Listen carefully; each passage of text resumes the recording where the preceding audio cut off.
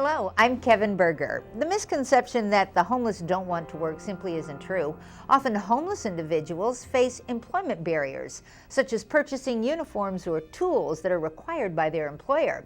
That's where SmallSums comes in. It's a local organization designed to help the homeless get the resources they need to move forward in their lives.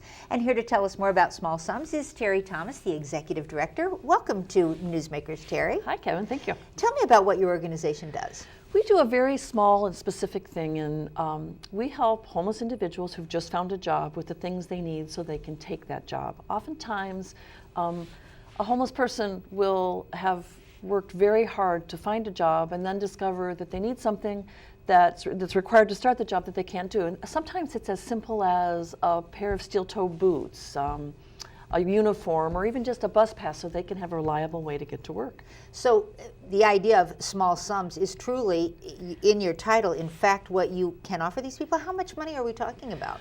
Well, what we often find the most typical kind of assistance that we provide is to an individual who applies with our program is a set of work clothes, work shoes, and a bus pass. That for us, because we get discounts from some generous merchants, is $105 a person.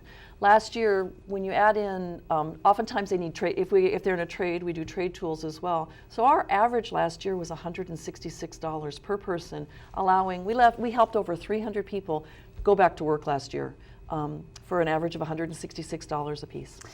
I think maybe for a middle-class person to think, gee, $166, but that can be enough to stand in the way of being able to take a good job? Well, imagine that every night you don't get to go home, recharge, figure out what you're doing if you're unemployed. You have to, if you're unemployed and you have to juggle, where are you going to be that night? Mm-hmm. Whether you're in a shelter, whether you're on your sister's couch. Mm-hmm.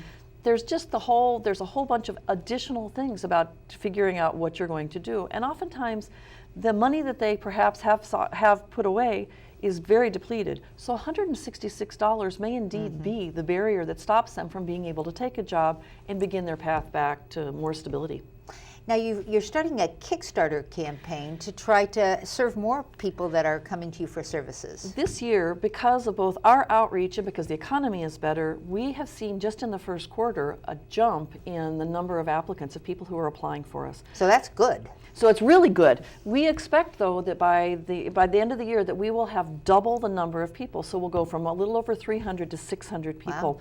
So what we decided is that we will have we think we'll have 278 additional people this year. And so we decided to kick off with a Kickstarter campaign and raise $29,000 that would cover those three basics for the applications we're going to give, because we don't want to turn anyone away. I would think as a donor to know that your money is really making just closing that gap for some folks, it'd be very meaningful. Well, one of the things that we love about what we do and what donors love about what we do is that when you can help someone get back on their feet to take care of themselves, to support themselves, to make enough money to pay rent, it makes a huge difference. It's so empowering, and for such a small amount of money, it's an incredible thing. Can you give us a quick example of someone who did get your services? I ran into a fellow one day at one of our partner programs, and he said, I just got a call for a job working in a warehouse. It was a nice, livable wage job. He said, but I don't have any steel-toe boots. And I asked him, well, where are you staying? He said, I'm staying on my nephew's couch. I said, I can meet you this afternoon. Got him a pair of steel-toe boots, some black work pants, and a bus pass. And he went back to work, and he is in his own apartment now.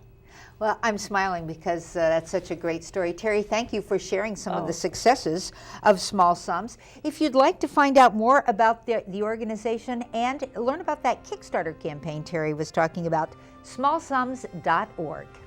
And that's it for this edition of Comcast Newsmakers. Thanks for watching.